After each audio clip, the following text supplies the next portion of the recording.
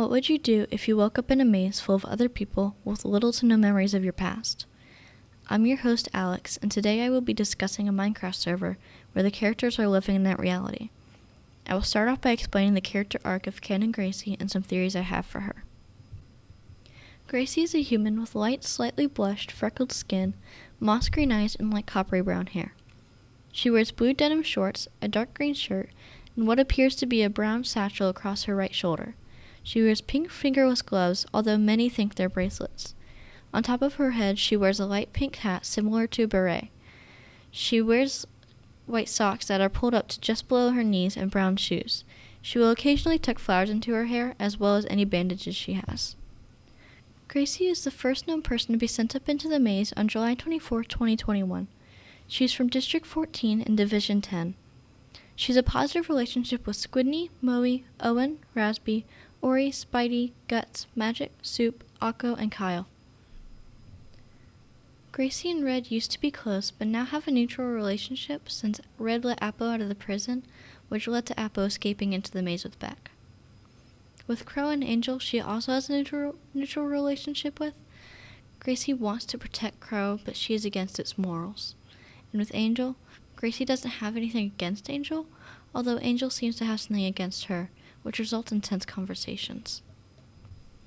Gracie was really good friends with Appo for the majority of the clearing. However, that quickly turned into a negative relationship when it was revealed that Appo pulled the lever. Gracie lost all trust and faith in him. She still hopes he gets out of the maze with the rest of them, though. With Beck, she has a very negative relationship. She trusted Beck at first, but ever since Beck tied Magic up and left her to die, she got very angry with Beck and doesn't want to let her get away with it. And lastly, with Oweka, she has a very negative relationship since he tries to kill her before later killing himself and dying for good. When Gracie first got out of the elevator, she was speechless. She started looking around the clearing, and this is when she came across the campsite and the wall of names, although she only seems to recognize her own name. She voices her confusion before claiming to not remember anything before waking up in the elevator. After a bit more exploring, she then tries to enter the maze, but quickly runs back out, claiming she doesn't like this.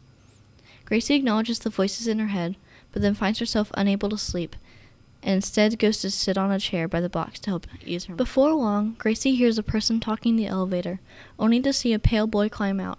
His name later revealed to be Oweka. He starts asking questions to which she can only reply with, "Your guess is as good as mine." She then starts to show him around, first the wall of names and the campsite, and then the maze entrance. He then goes out to explore some more, and Gracie later starts exploring the forest, finding a path leading to a pond. She sticks to the path and ends up finding a graveyard with skeleton heads on the ground. She then turns to find a little house surrounded by some water, and inside she finds a book that reads, "There's no point in hope," but quickly claims that she believes there is hope and that she doesn't believe the note. Returning to the box, Gracie finds it raised with Oweka standing nearby. He comes to ask if she had seen the other person, to which she replies with, "What other person?"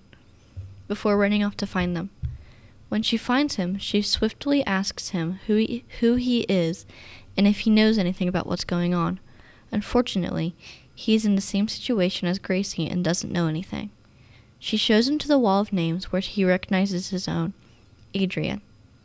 Oweka then joins them at the gate, and they all talk about why they are there and who could have possibly put them there. Gracie shows him around a bit more before giving him the book. Gracie noticed the sun was setting and Magic hadn't returned. She ran into the maze calling out for her friend, with Oweka's alter ego unknowingly following her, wielding a dagger. When she ran into a dead end and turned around, Oweka was there, waiting for her.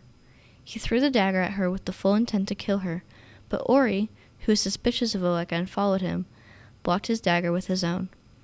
Oweka tried to punch Ori, and Ori ran him through with a sword, causing Oweka to lean into it and then stab himself in the chest, killing himself for good. I unfortunately do not have many theories for Ken and Gracie, since I haven't really watched her point of view very much.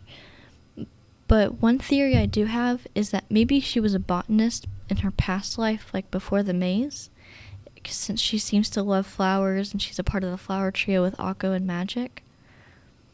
And another theory I have is that maybe she knew her friends in her past life but didn't know it, and now that she's stuck in a maze, she trusts them more than she should.